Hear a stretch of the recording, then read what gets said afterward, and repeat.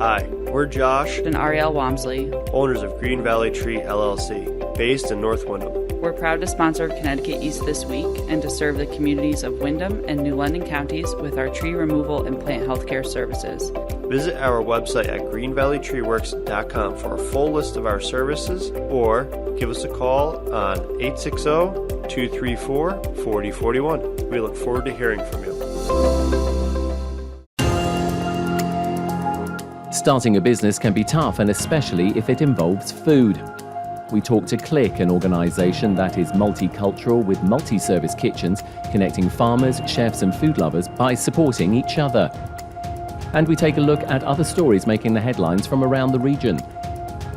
This is Connecticut East This Week.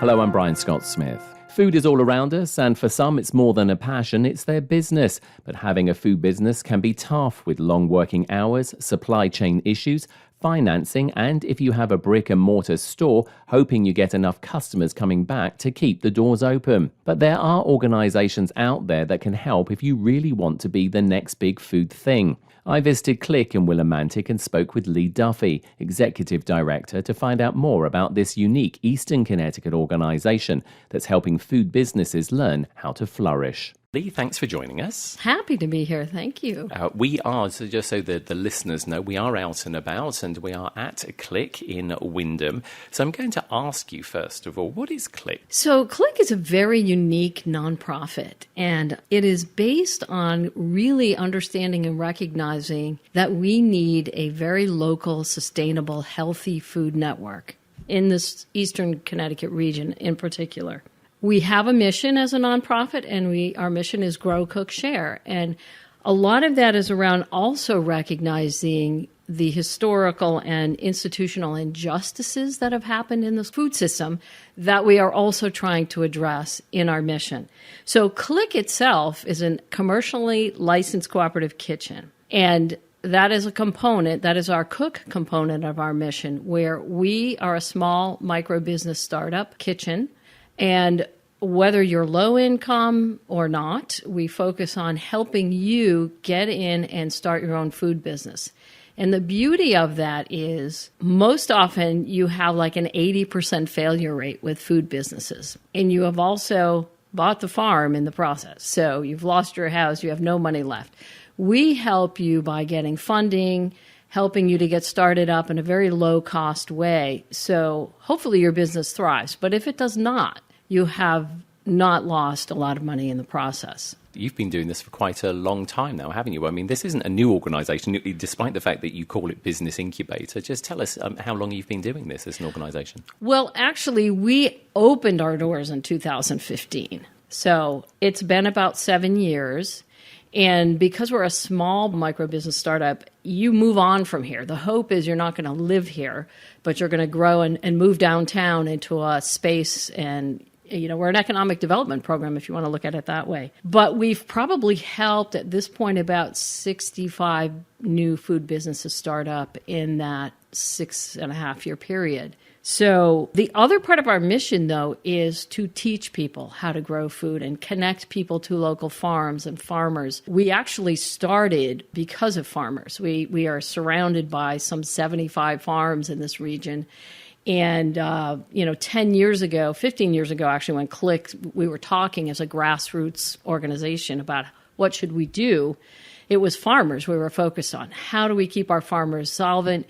How do we help them through creating value-added products with excess produce so it's not getting buried or fed to the pigs and it's actually generating revenue for them? That was the impetus of this organization, which we still do. But it has grown. The micro food business program has grown to encompass a lot more other folks who want to start food businesses in the area. Let's talk a little bit more about the farms, if we may, just for a moment, because like you said, 75 farms in the area, which many people would probably find quite staggering and wouldn't know. But of course, the good old northeast of Connecticut is very much that rural part of the state for that. How well are they doing? Because we often hear about, our farms and our farmers, and sometimes the stories are positive, sometimes negative. So how are they doing? Well, that's a good question. And the answer I'm going to give you is kind of interesting. Over COVID, so I kind of explained our mission. It's helping a healthy, sustainable, just food network. Try to talk to somebody about that 3 years ago. And their eyes kind of glaze over and they're like, oh, okay, that's nice, as they trot off to Big Y or some other store to buy food. COVID hits. And all of a sudden, people aren't finding the products they need on the shelf. The local store, the local chain stores. We're getting phone calls at Click saying, where can I buy chicken? Where can I find meat? Where can I find certain things? And we're directing them to local farms who do this. So what's happened over the last year and a half is in Connecticut, we've seen CSAs maxing out. So people have now learned, also having heard on the news about supply chains. What is that? These terminologies have become almost common everyday language now. And so our mission, actually, people have got it. They started to get what a local food system is. So we saw more people wanting to start their own businesses here over COVID, still do, in particular food trucks, because those work whether there's COVID happening or not. But we also saw our farmers markets across the state being utilized a lot more. We saw our farmers coming in more, wanting to process more food because now people want more. Our co-ops are being used even more. So I would say all of the negative that's happened with COVID, one of the more positive things has been people's understandings of why it's important to have local food available. The other thing as well is it's nice to know where your food comes from because, of course, even before COVID, many of us would just go to a supermarket, pick up a prepackaged item, be it meat or fruit or vegetables, and probably not think twice about where it came from either. Right. Or how many miles it's traveled before it's gotten to your door. And what's the nutritional impact of that? All of these things that make sense for local food are now a little bit more what we talk about on a daily basis. Or you see people in our food co-ops now looking at labels a little bit differently. For us, it's very exciting because it is actually watching our mission be more embraced by the community than it ever has been. Also, I think it's a case of people probably realizing for maybe the first time in their lives how much is actually grown and made in Connecticut. I mean, we may not have the climate of California, so we're not growing oranges or grapefruits necessarily, but there's plenty of other things that the state does grow, and that's probably been quite a surprise for people, I would have thought. I think it is. I think anything around food, if you've been a grocery store shopper, you've learned a lot, and it's all been, situational learning, which is always the best, because for me to come to you and tell you about our mission and why it's important, okay, that you might hear it, but when you go to that store and you can't find that item, and then you find out somebody locally produces it, it's a whole nother learning curve for folks. And so another component of that is teaching people to grow their own food. So we also got a lot of phone calls for people going, oh my God, I want to learn how to garden. I need to make my own garden. I'm not going to lie, some of that we helped folks, and then the next year when food came back, it was like, well, that was a lot of work. I'm not doing that again. But part of what we do is an educational component. So we want to teach folks. We have classes here all through the summer, all through the year on how to grow food. All kinds of fun things like worm composting and soil development and things like that. And then also health-related nutritional classes like healthy food, what is food made from, what's helpful to eat, and what is not. So that is our educational mission, is to improve the health of the community. And we do that through teaching classes. And also we look at ourselves as a food community center. If you want to come in and teach your grandma's recipe on how to make salsa or tzatziki sauce, this is your place. You come in, we help you put it together. We help you promote it. We try to get folks to come in, and we also videotape it, and then we put it out on our social media so people can enjoy it. So we do a lot of that kind of education, as well as we have after-school programming in here for middle school age and other kinds of programming for middle school age kids as well. Just before we move on, I just want to quickly pick up on a point that you made, and it was so nice to hear it when you said it, that, the food trucks are sort of like expanding because everyone loves a good food truck. And again, when we hear so many times in the media that sadly, restaurants have closed down because of COVID, or people have taken the opportunity to decide, okay, I'm going to retire early because this is just too much on me. It's great to see that the food scene is still very much alive, but just in a different format. It is. It's in a different way, and I think the industry is struggling on that, on the shift right now, which is very clear. We're still seeing a lot of folks who need help, who are not getting it. I've gotten calls today because one of the nice things about Click is you can come in the door and work here, do a class. We have a processing program where you can come in and help us do food processing, and then we give that food back to our feeding programs.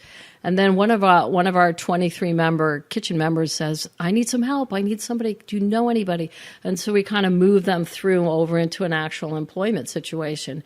And that is one of the nice things about participating in Click. Even as a volunteer, you can end up in a lot of different spaces, which is very nice. You have commercially licensed kitchens here, which is very important. They're also very expensive, so for people to have access to it, that's phenomenal. Talk to us a little bit more about that. You touched upon it earlier on in the interview, but tell us a bit more about it, because I'm guessing they're clearly very well used. They are very well used, and Click's model is a little bit different. We're a cooperative kitchen, so when you come into our kitchen door and you want to start a business, you become a member, and you pay a membership fee, and you get certain member benefits from that. One of them is a very reduced cost for the kitchen use, for storage use, for all of those things. Some of the other benefits are we have a garden outside and we have orchard outside, and if you want us to grow something for you over the summer, we'll make that part of our education program and we'll grow for you. You have access to our fruit when it comes in over the summer and fall. And our hot sauce guy uses it all the time in his locally produced hot sauce. You can collaboratively buy with other members, and you can also just share information. You might be working we have 3 separate kitchen areas. You could be working right next to somebody else making something totally different or something similar. And there's a lot of shared information. There's a lot of help that goes on there. It's a very non-competitive scene, and that's probably one of the things we love the best about our program. You can hear the passion in your voice. You clearly enjoy what you do. How does it make you feel when you do see somebody have, either great success or some success, as they pass through these doors? It's really fantastic, and I don't come from the food world. I don't at all. I come from the nonprofit sector. So when I started here, I thought, this is interesting. This is all about making money over in a kitchen. And it's so much more than that. It really is a food community center. And when I can see somebody come through our door who's maybe been struggling and they need a place to do some volunteer work or stay or be in a healthy place, they want to come work in our garden for a little while. And the end result of that is they end up with some employment because they just hung out here long enough and helped us out. I feel great about that. I think it's fantastic. And then the other exciting thing worth partying is when we have a member who moves on and moves out to their own space, a bigger, larger business venture for them. Hope that they remember their beginnings at Click, do they? And do they come back every now and again and maybe help out? I mean, what's the situation there? They do remember. Of course they remember, because they're all good people, for one thing. And when they leave, it's on a positive note. We have a Canberra Farms that moved downtown. It's this beautiful little spot where it's like a coffee space where they have their bakery and everything. And we also ask them for help as time goes on. We're writing grants. We need testimonials. We need somebody to interview one of our folks. They're very generous with their time. And they sort of stay part of us forever. Now, you talked obviously about the educational aspect as well, many educational aspects of Click. Sort of food or cookery sort of like sessions that sort of like look at food from all around the world. Tell us about that, because that's great, because if you don't have the money to travel, and not all of us do, to be able to taste food from a different part of the world is a great thing to try out, isn't it? It's a fabulous thing. I agree with you. I love the way that you put that. If you can't get out and you can't travel, you can at least meet some folks and have a discussion and feel like you're experiencing something from another culture. We have always done that because some of our food members, we have a Middle Eastern baker, we have a Mexican caterer, we have a variety of folks who we've always asked to come over and do some education. Part of our social justice program this year has been something we call Just Food program, which is taking some sessions that are conversation and discussion around sort of racism in the food industry for folks who have no clue how that has worked out historically and today, having some conversations around that. And then the next couple of weeks, we have what we call a cultural cooking class. It's a different approach to the same thing. And we'll bring in somebody from that particular culture and ask them to talk about the food and make some of the things they'd like to that are particularly relevant to their culture or the history. That's just what we do all the time. Because as I said, you could come in and do a cooking class if you'd like yourself. But we have focused on particular ethnicities this time around because we had to do some planning around that. And the Just Foods program, both the cultural cooking class and the discussion, we were able to get some funding from the Connecticut Humanities to be able to do this and also pay our chefs a little bit so that when they come in and give us the value of their wisdom, they get a little bit something back for it. And I take it that's just, people, members of the public, they can look at the Click website, and if they're interested in one of the cultural food evenings, they can come to that. Is there a charge for it? Or? No charge whatsoever. And you can enjoy it online if you're not somebody really ready to come out. But if you do come in, you get an opportunity to play with the food a little bit and taste it, which is clearly the best part. Well, it's been absolutely great talking to you, and it is an amazing organisation. And I would, as I think you said, it's probably unique in what it does, certainly here in Eastern Connecticut. And it's so great that you are here, and also the amazing organisations that obviously have flourished because of that. So we wish you continued success, and thank you for allowing us to come and learn a little bit more about Click. Lee Duffy, Executive Director. Thank you. During my visit to Click, they had one of their Just Food series Cooking Across Cultures events happening, and it just happened to be British food that night. So I sat down as part of a small group in person at the Click kitchens and with others watching the live stream to see what would be cooked up. My name is Hedley Freak. Welcome to the Cooking Across Cultures for this evening, which is going to focus on British food. And so this is the second of a series of 6 cooking classes that we're doing at Click that are focused on the food cultures of people that are found in the Wyndham community.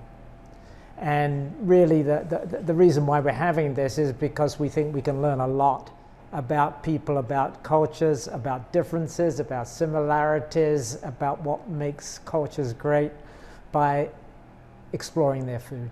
We're doing it in parallel with another group of classes called Just Food, which is more lecture discussion classes that are looking more theoretically at issues around food and culture, food and systemic racism, so that we can learn more about how the food system plays a role in those larger social forces in this country. But today what our focus is going to be on is British food. When I think about British food, what I thought about the iconic British food is, I think, the classic Sunday lunch. We're not cooking meat today, so what we're really doing is going to cook the things that might go along with the meat and the pudding. And when I say pudding, of course, I mean British pudding, which has nothing to do with that vanilla stuff you might buy in the supermarket. We're going to make apple crumble and we're going to make custard. So Hedley, we've just gone through a British cooking couple of hours. Yes. How do you feel it went? How do I think it went? I think it went well. It seemed like people were engaged. I liked the fact that people would come up and they would they weren't afraid to mix the crumble. They weren't afraid to peel the vegetables. And so it was good that they were up here doing things. We ate all the food. There was good dialogue backwards and forwards. People asked interesting questions, so I think it went very well. What do you think people get out of this? I mean, you've done obviously the British one. This is part of a series of things that you do here at Click. What do you feel people walk away with, or what do you hope they walk away with? Well, a broader vision of the world. So earlier on we were talking about, I can't remember who said it, might have been you, it might have been Lee, we were talking about, the idea that British food is really boring and very flavourless, it's awful. And so at the minimum, people enjoyed what they ate here this evening. So they have this larger picture of British food. That might translate to a larger picture of British people, of British culture. Britain is unusual. You know, if you look at all the countries that we have represented in this cultural cooking series, you know, British was the dominant empire society 100 years ago. Our culture is well known, exported around the world. And in the context of the United States, I think that people actually have a positive view of England. Just think about the way we speak. People like the way we speak. If people coming from another part of the world speaking English, they're not thought of as well. So we're sort of already at the top of that cultural pyramid. I don't want a cultural pyramid. I want, you know, the idea of this series is that we learn about all different parts of the world and get to appreciate all different parts of the world. So that in this particular case, we have a negative stereotype of food, but not necessarily a negative stereotype of people in this country that we're trying to go against. But really just greater understanding of the world and how it works. And you know, that we're all one big family, actually. And if you want to find out more about Click, from their kitchen facilities to the events they hold on a regular basis, head over to their website at clickwillimantic.com.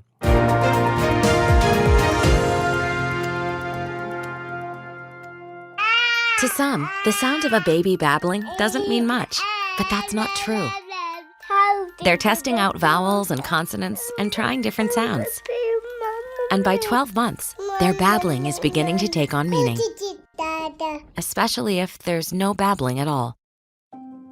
Little to no babbling by 12 months or later is just one of the possible signs of autism in children. Learn more at autismspeaks.org. Brought to you by Autism Speaks and the Ad Council. Green Valley Tree LLC is proud to sponsor Connecticut East this week. Contact Green Valley Tree LLC for all your tree removal and plant health care needs and more. Find us at greenvalleytreeworks.com or call 860-234-4041. Time now for a look at some of the other stories making the headlines in the region. Connecticut's 2 tribal police forces could soon be able to issue temporary pistol permits if a new House bill is passed. Republican State Representative Greg Howard is one of the sponsors of House Bill 5177 and is also the ranking member for his party of the Joint Public Safety and Security Committee. He says it's all about recognizing the sovereignty of both tribal nations and the professionalism of their police departments. Knowing that both police departments meet the same qualifications, the chiefs who ultimately sign those temporary permits, you'll meet the same qualifications that the Ledger chief does, or the Stonington chief, or the Groton chief, or the Norwich chief. I think it's just a loophole in the legislation when those police departments were organized in accordance with boast, that the wording in the legislation never caught up to facilitate that. The bill has already had a public hearing and has recently been filed with the Legislative Commissioner's Office and has bipartisan support. If agreed, it could pass during the 2022 legislative session that ends in early May. The future of Deer Lake, a Scout reservation in Killingworth, is causing controversy with local organisations and the town after the Connecticut Yankee Council, part of the Boy Scouts movement, has decided to sell it. Mark Krause is the Scout executive and CEO of the Yankee Council and says dwindling membership from a former high of over 20,000 Scouts and a merger of several Scout organisations over the last 2 decades is forcing them to assess the needs of the organisation now. The membership had dipped down to 5,500 youth, but they still owned all 5 camps. And so one of the things I did when I first got here was to ask our property committee to do an in-depth study of all of our properties in regards to usage, in relationship to our membership, in relationship to financial viability. The council has accepted a bid from a private developer for the 255-acre site and has given other interested parties until March 31st to make a higher bid. Nancy Gorski is the first selectman of the town of Killingworth and says despite the town and partners putting forward a bid for the site, she's disappointed the council are selling the land and the price they're asking for. The Boy Scouts are looking for, the $4.6 million, is too high. I do know that in speaking with the Trust for Public Land, that we're looking at options to see whether or not we can have it reappraised. Is there a way that potentially we could raise the bid that we're putting together? We have to work quickly because from what I gather, we have a deadline of March 31st. In a separate matter, the council have also said they will be handing over property and assets to the Boy Scouts of America National Organization as part of the $2.7 billion national settlement of 80,000 historic abuse claims that caused Boy Scouts of America to file for Chapter 11 bankruptcy recently. Legislation in Connecticut's Committee on Aging would require nursing homes to spend at least 90% of the Medicaid funding they receive on direct patient care. Emily Scott from the Connecticut News Service has more on this story. Medicaid funding allocated through the state pays for about 74% of nursing home care in Connecticut. The bill asks nursing home managers to provide summaries of how they're using Medicaid dollars to support patients, including feeding, bathing, and administering medication. Anna Doragazi with AARP Connecticut says the goal is accountability, to help understand how funds are disclosed on nursing home cost reports. And it's been really difficult for advocates and policymakers to try to parse out, are these fair prices? Is this the cost of doing business? And is all of that happening at the expense of resident care? The bill received a hearing yesterday in the House Aging Committee. Healthcare associations have expressed opposition to similar bills, saying this type of requirement discourages providers from using funds for facilities management, which could drive down the quality of care. I'm Emily Scott. In the Connecticut Examiner this week, under what circumstances should a police officer who leaves one department because of misconduct be banned from ever being hired by another? That question and a legislative bill that would expand those conditions moved closer to a debate by the General Assembly after a recent vote by its Public Safety and Security Committee to advance it. The bill toughens language in a version passed last year by broadening the situations that could lead to such a ban, including those involving discrimination and use of physical force, and has been opposed by the state's largest municipal police union. The law enacted last year prohibits a police department from hiring an officer who was dismissed for malfeasance or other serious misconduct, calling into question such person's fitness to serve as a police officer, or an officer who resigned or retired from such officer's position while under investigation for such malfeasance or other serious misconduct. Changes to that bill were proposed this year by the State Department of Emergency Services and Public Protection, which includes the state police at the recommendation of the Police Officers Standards and Training Council, which certifies officers for duty. In the day this week, the first phase of construction for the National Coast Guard Museum could begin as early as July, with demolition to begin on a portion of City Pier Plaza. Retired USCG Captain Wes Pulver, president of the National Coast Guard Museum Association, announced the news at a recent New London City Council meeting. Pulver expressed confidence in the project earning the necessary state and federal permits and said the National Coast Guard Museum Association has $81 million committed toward the $150 million fundraising goal for the project. He did not comment on the possibility of an infusion of $50 million into the project that is expected to be taken up by Congress as part of a larger spending package soon. In the Middletown Press this week, Middletown Common Councilman Anthony Mangiafico, who is also principal of East Hartford Adult and Continuing Education, received a national award from the Coalition on Adult Basic Education. He was named the National Administrator of the Year and will be presented with the award at the COABE conference in April in Seattle. Only one leader from across the country is selected for this prestigious award, which also includes a cash prize of $10,000. And in the Chronicle this week, a new scholarship program created by a local anti-drug group and city police